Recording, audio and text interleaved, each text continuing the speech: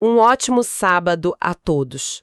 Hoje a gente vai mergulhar numa história, nossa, uma história que parece até retirada de um conto de fantasia, mas que está no centro de uma jornada assim épica de sobrevivência. É uma premissa incrível, né? Totalmente. A nossa fonte é um artigo da série Curiosidades Fascinantes da Bíblia, e o tema é um alimento, enigmático que, segundo o relato, sustentou uma nação inteira por 40 anos no deserto. O maná. E o cenário é de uma diversidade absurda. O povo de Israel, recém-saído de séculos de escravidão, se vê livre, mas perdido num deserto, sabe? E a comida acaba. Exato. E a nossa missão hoje é ir além do que o maná era fisicamente, para tentar entender o que essa história revela sobre, sei lá, a psicologia da sobrevivência, a confiança. É isso. Porque a história, como o nosso material apresenta, ela usa a necessidade mais básica que existe, que é a fome, como um palco, né? Não se trata só de encontrar comida. É sobre como uma multidão traumatizada pela escassez aprende a lidar com a incerteza absoluta do dia seguinte. É quase um laboratório de psicologia social em condições extremas. Exatamente. E o primeiro indício de quão estranha era essa situação está no próprio nome do alimento. A fonte explica que maná não era um nome, mas uma pergunta. Isso é fascinante. Deriva da expressão hebraica manhu. Eu achei curioso, mas quando eu vi o significado, a história ganhou outra dimensão. Significa o que é isso? E você tem razão, o nome já é metade da história. Mas o que a fonte ajuda a gente a entender é o tom dessa pergunta, sabe? Como assim? Não é uma pergunta de curiosidade, tipo de um botânico que acha uma planta nova. É uma pergunta que nasce do choque, talvez até do desespero. É a voz de um povo no limite, vendo algo que desafia toda a lógica que eles conheciam. Faz todo sentido. Eles viveram a vida toda no Egito, com uma dieta conhecida, controlada. Isso. E de repente, no meio do nada, a solução para a fome deles surge como um pó branco no chão. A pergunta, o que é isso? É a reação humana mais honesta possível. Isso muda tudo. Não é uma descoberta. É um espanto, o que me leva a pensar, se eles não sabiam o que era, como é que a fonte descreve o que eles de fato viram? Qual era a aparência? A descrição é muito poética, muito visual. O texto fala em pequenas sementes brancas, mas a analogia que ele usa é o que realmente captura a imaginação. Uma aparência tipo flocos de neve. Flocos de neve. No deserto. Imagina isso. Acordar num deserto quente, árido, e ver o chão coberto com algo que parece neve. A imagem por si só já cria um contraste brutal com o ambiente, né? Nossa, sim. Reforça a ideia de que aquilo não pertencia àquele lugar. Exatamente. Que a origem era outra. Era uma anomalia visual, antes mesmo de ser um alimento. E a fonte que a gente está analisando também veio com uma ilustração que ajuda a dar corpo a essa cena. Mostra as pessoas de joelhos, quase em reverência, sabe? Recolhendo essa substância. É um gesto delicado, né? Não é como colher trigo. Isso. Parece algo precioso, efêmero. E tinha um processo, um ritual diário. Caía durante a noite e pela manhã estava lá pronto para ser coletado. Sim, esse ciclo diário é fundamental. Mas o fascinante mesmo, para mim, são as regras de coleta que o material detalha. Elas são profundamente contraintuitivas. Ah, essa parte me chamou muita atenção. A primeira e principal regra era: cada pessoa só podia coletar a quantidade exata para aquele dia, 1 homer por pessoa. Era proibido estocar. Espera um pouco, isso é totalmente contra o instinto humano de sobrevivência, não é? Totalmente. Se eu estivesse no deserto e achasse comida, a primeira coisa que eu faria seria juntar o máximo possível, por medo de não ter no dia seguinte. Claro, a tentação de pegar um pouquinho a mais, só por segurança, deve ter sido imensa. E a fonte fala o que acontecia se alguém desobedecesse? Fala. E aqui que a lição se torna prática. O que era guardado para o dia seguinte, apodrecia. Criava vermes, cheirava mal. Caramba! Quer dizer, a desobediência não era punida por uma força externa, mas pela própria natureza da provisão. E essa regra é fascinante porque ela vai contra o instinto mais básico, que é se precaver. É como se fosse um treinamento forçado. Exato. A fonte mostra que a lição aqui era recondicionar uma mentalidade de escassez forjada em séculos de escravidão, para uma mentalidade de confiança. É uma engenharia social e espiritual em tempo real, usando a comida como ferramenta. Você não precisa acumular porque a provisão é garantida, mas apenas para hoje. É uma quebra de paradigma forçada. Mas tinha uma exceção a essa regra, certo? E ela é tão importante quanto a regra em si. Exatamente. No sexto dia, a instrução era para coletar o dobro.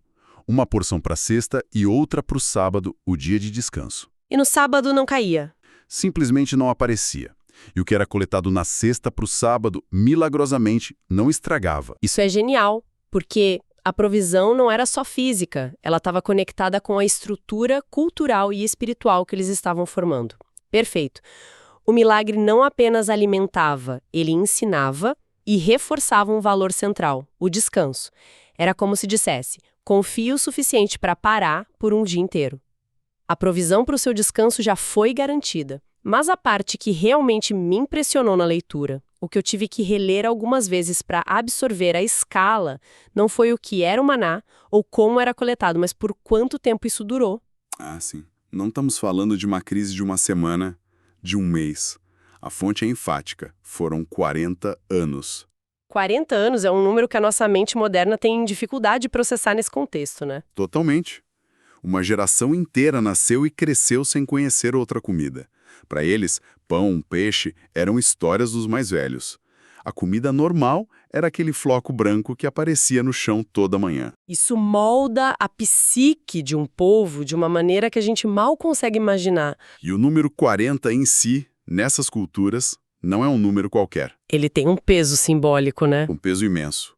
40 anos, 40 dias, é o tempo arquetípico da provação, do teste, da transformação completa. É o tempo necessário para que uma geração antiga, com sua mentalidade de escravidão, dê lugar a uma nova, nascida na liberdade. Então, quando o texto diz que o maná os sustentou por 40 anos, está implícito que o alimento não era só para manter o corpo vivo. Isso. Era o combustível para a formação de uma identidade completamente nova. Eles entraram no deserto como um bando de ex-escravos e a ideia é que saíram como uma nação. Então o maná se torna o símbolo tangível e diário dessa transformação. É como se a cada manhã eles não estivessem só coletando o café da manhã, mas recolhendo uma prova física de que não estavam sozinhos. Exato, e que o processo, por mais longo que fosse, tinha um propósito. A comida se torna uma mensagem constante. E o texto ressalta que isso aconteceu mesmo nas circunstâncias mais adversas, né? Pois é. O maná não tornou o deserto confortável. O sol ainda era escaldante, a jornada era exaustiva, mas ele removeu a ansiedade mais paralisante, a da fome. Ele se tornou a única constante num mar de incertezas. E a monotonia disso, comer a mesma coisa, todo dia, por 40 anos. Psicologicamente, isso força o foco a se deslocar do prazer ou da variedade para a pura gratidão pela substância, né? A gratidão pela sobrevivência se torna mais importante que o desejo por algo diferente. Então, quando a gente junta todas essas peças, o nome que é uma pergunta, a aparência de neve, as regras contra o armazenamento e essa duração inacreditável de 40 anos, qual é a lição central que a fonte nos convida a extrair? Olha, a reflexão final do artigo argumenta que a história é um grande estudo de caso sobre a confiança. Mas não uma confiança abstrata. É uma confiança praticada diariamente, entende? Faz sentido. O autor traça um paralelo muito direto com os desafios da vida. A ideia é que todos nós passamos por desertos simbólicos, períodos de incerteza, crises, momentos em que os recursos parecem escassos e o futuro é uma névoa. E a lição então seria que a provisão muitas vezes aparece de formas que a gente não espera. O nosso maná pode não se parecer com o que a gente idealizou, mas está lá. Isso. No fundo, é uma lição poderosa contra a ansiedade. A gente vive numa cultura obcecada por planos de 5 anos, por garantir e controlar o futuro. É verdade. Essa história propõe uma lógica radicalmente oposta. Foque em ter o suficiente para hoje. E a força dessa mensagem, como a fonte a apresenta, está na simplicidade e na constância, né? Perfeito. Não era uma palestra sobre o cuidado divino. Era o café da manhã. Era algo que se podia ver, tocar, comer. Tornava o abstrato em algo concreto. Exatamente. Aquela regra de não estocar, que parece tão estranha, é talvez a lição mais poderosa. Ela treina ativamente a mente a não se projetar na ansiedade do amanhã.